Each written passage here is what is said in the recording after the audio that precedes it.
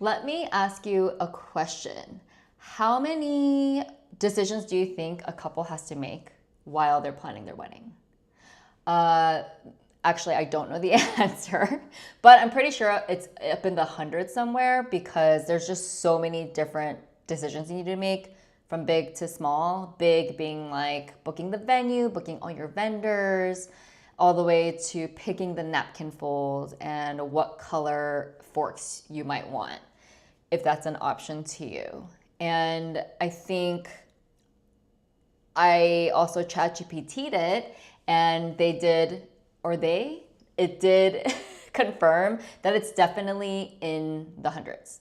So that's a lot of decisions to make over a period of a year. And honestly, even with like each decision, there is also a subset of decisions that you're going to have to make while you're planning your wedding. And sorry for the mishap right now, but I wanted to sign into my chat, even though there's usually not many people in the chat, in case there are, because that will happen at some point. But you know what?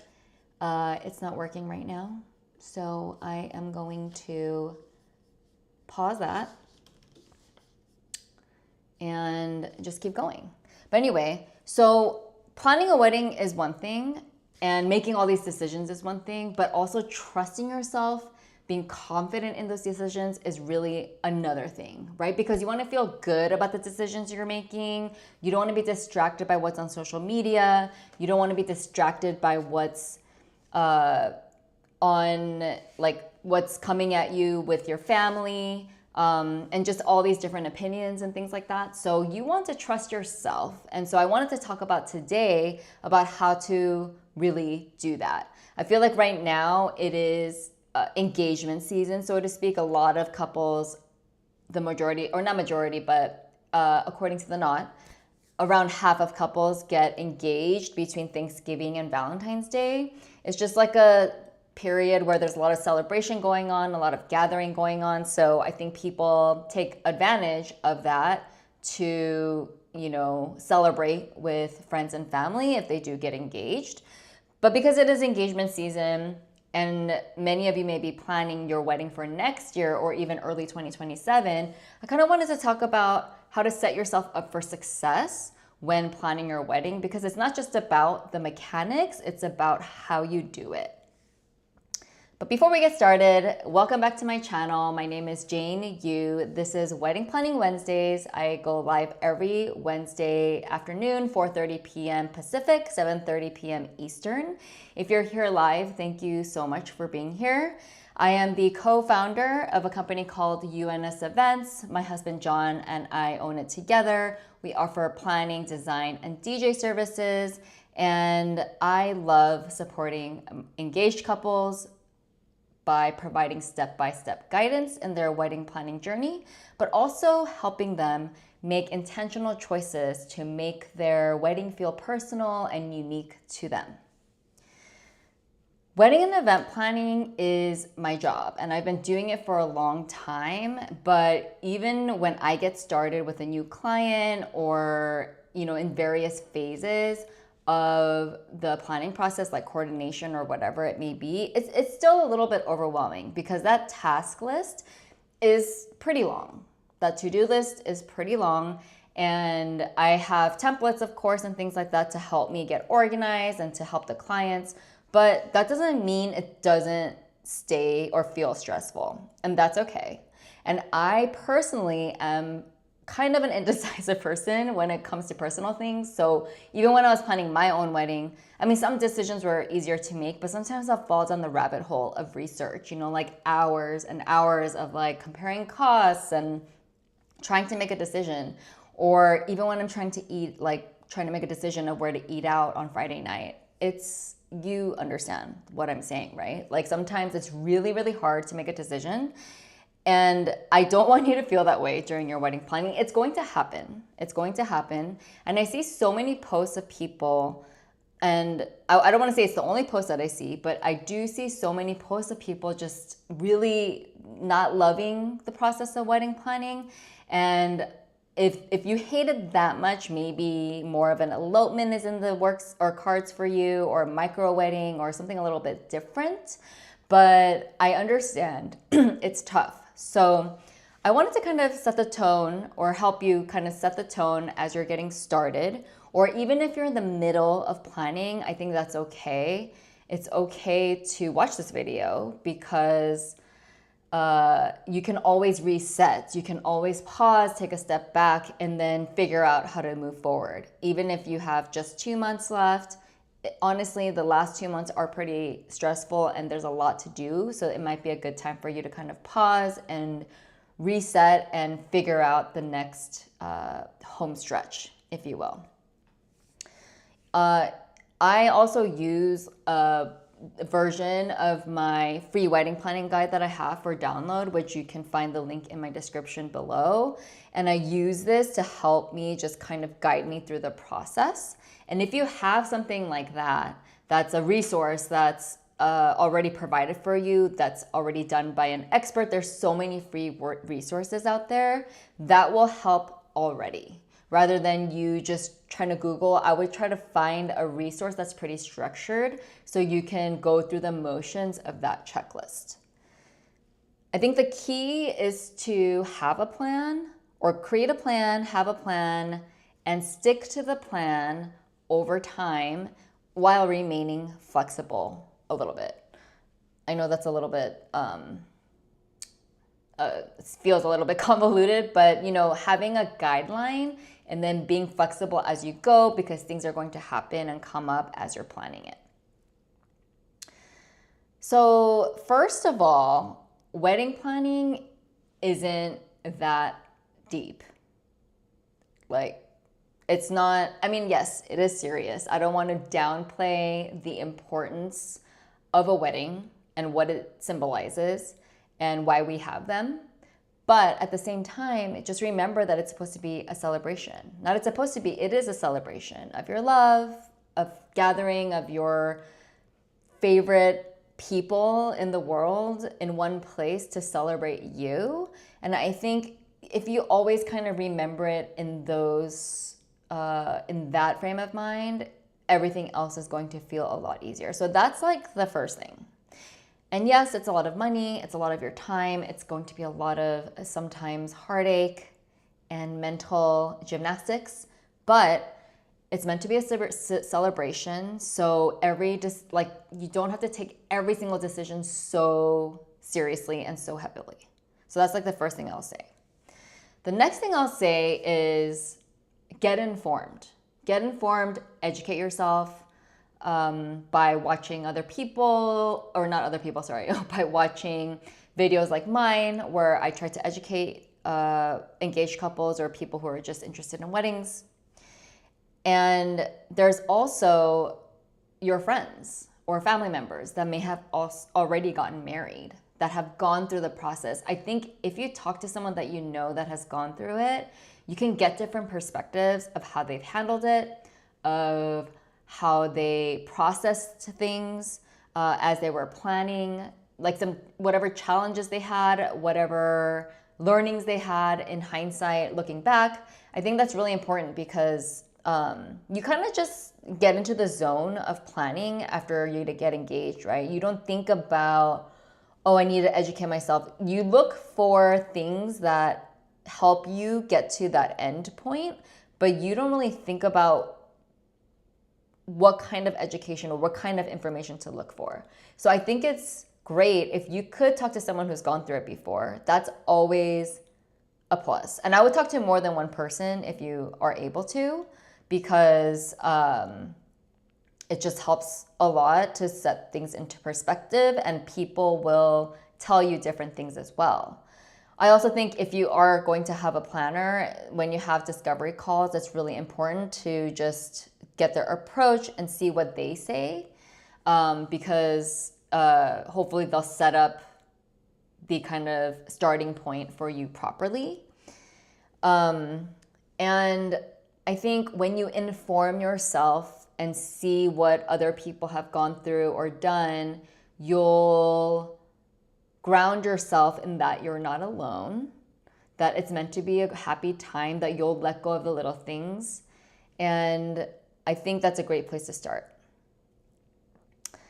I wouldn't set a budget blindly just by Googling average budget of a wedding, for instance, because I've done this before for research and it's not accurate, especially in cities like mine in LA, where the cost of living is higher than many other places. So I would definitely do your due diligence. You can ask around, see what other, like maybe if you've been to weddings, you can maybe ask your friend if they're comfortable sharing their budget range.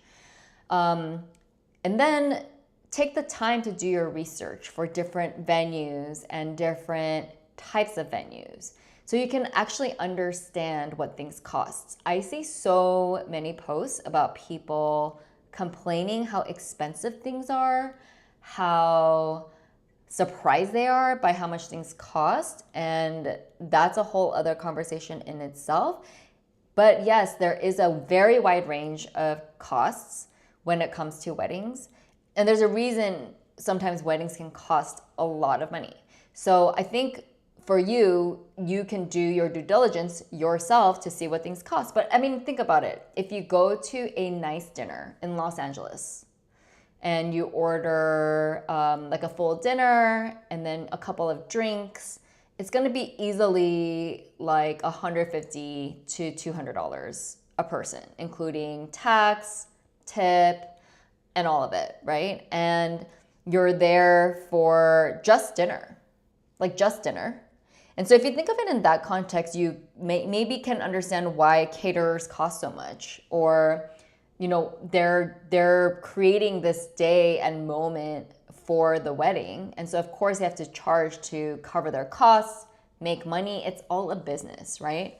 And so I think going into it with no expectations and then building your education and building your information as you go along is really important, so that you're not being reactive like, oh, I set a $20,000 budget. Why is this so expensive? You can't expect things to be retrofitted into your expectations. I think it's important that you understand what things cost, how things are managed, how things are processed. Like I see people post like, hey, what does a wedding planner even do? Which boggles my mind, because I'm like, well, I have a whole business based on like doing wedding planning. So obviously it's not like we're not doing anything.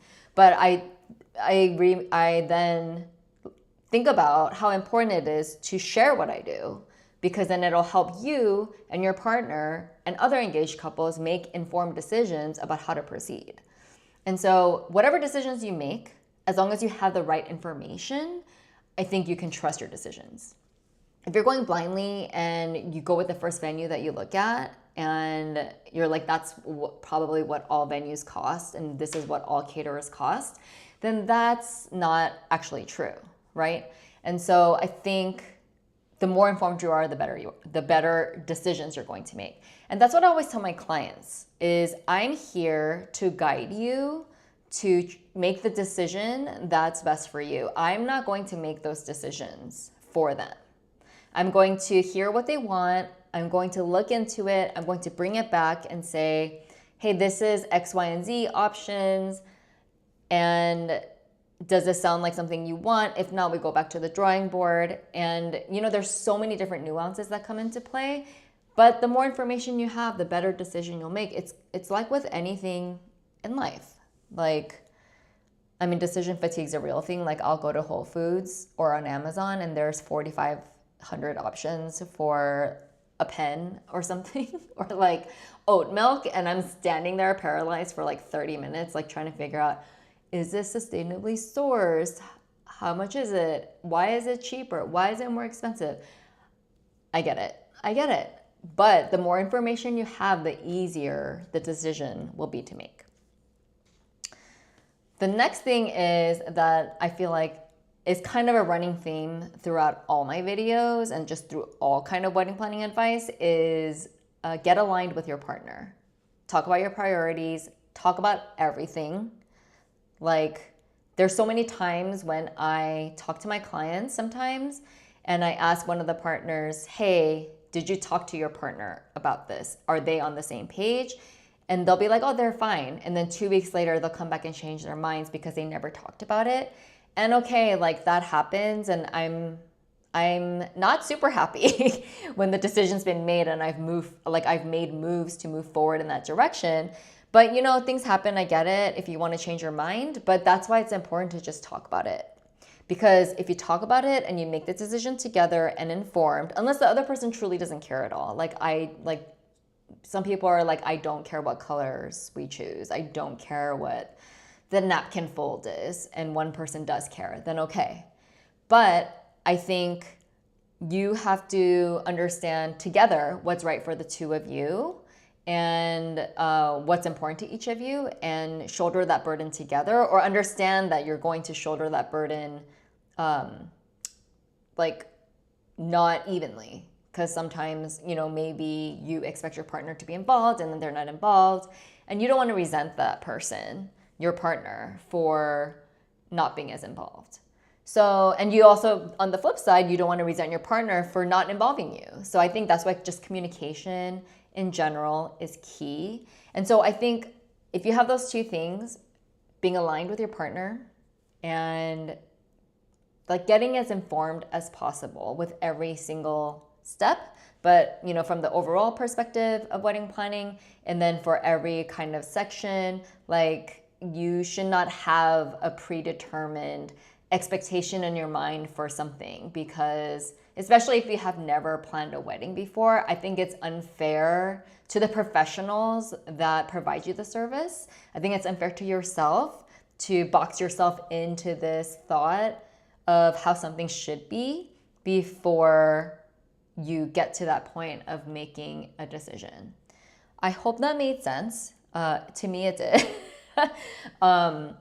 But a lot of wedding planning, you'll realize, is, you know, just getting through the steps with as positive of a time as possible. And I think if you're already setting yourself up to hate wedding planning, then I'm not sure what to tell you, because that's what you're going to sit in for 8 to 12 months.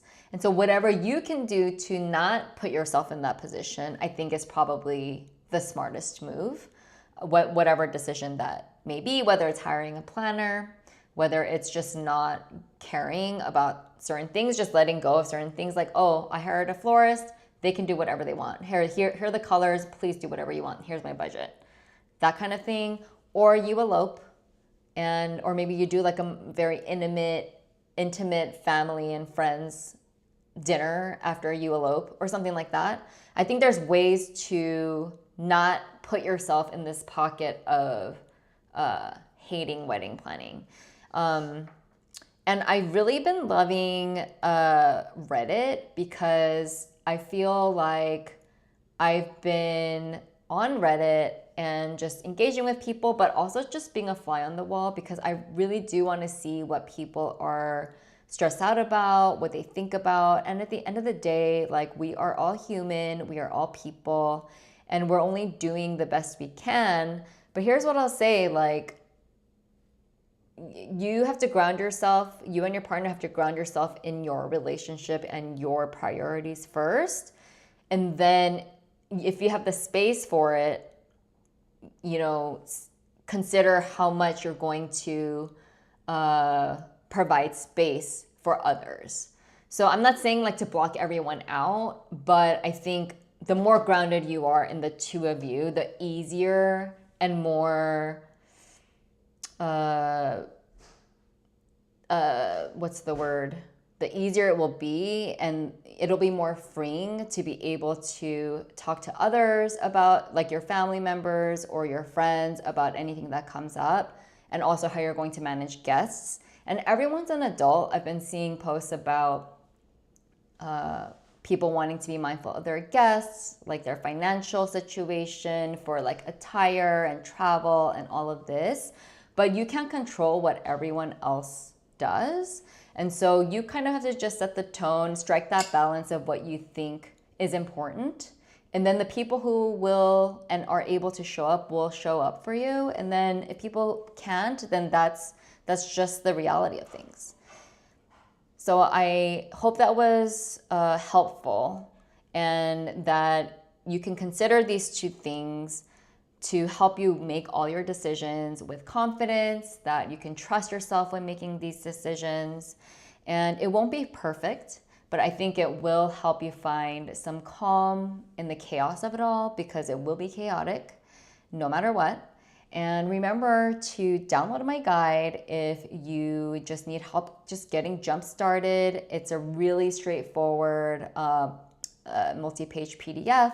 It's a task list that breaks it down in phases, and it will guide you through the next year or so of your planning. And the link is in the description, and then you can also go to tinyurl.com/bestweddingguide to download it.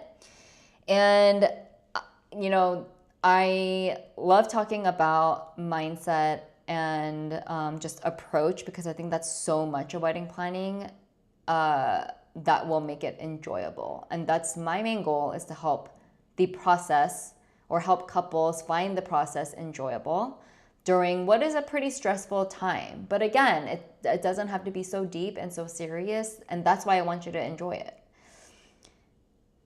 I really appreciate you being here today. Sorry for the chat mishap. I don't know if I can check. This chat situation has never been super smooth. Usually there aren't people on it, but I do eventually want to be able to look at it, because I want to be able to interact with you all. As always, if you have questions or anything you want to discuss, please drop them in the comments, or you can always email me or DM me. I also wanted to share my nails. Super cute, right? They are holiday nails for the holiday season. And I hope you have a great rest of the week and a great weekend. And next week, I thought next week was Christmas Eve week. Next week might be my last live before the end of the year, because it's Christmas Eve into New Year's, and I think I just want to take a little bit of break.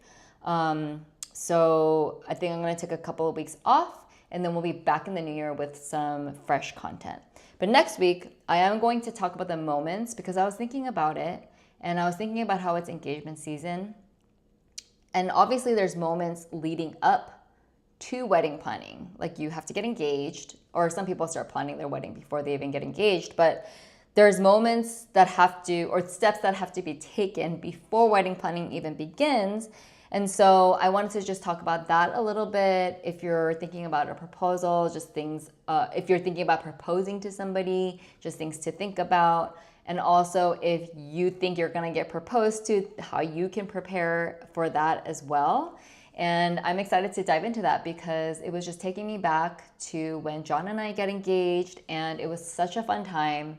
And I really, the wedding planning was stressful, but it was a really fun time. And I look forward to maybe planning an anniversary party soon for ourselves.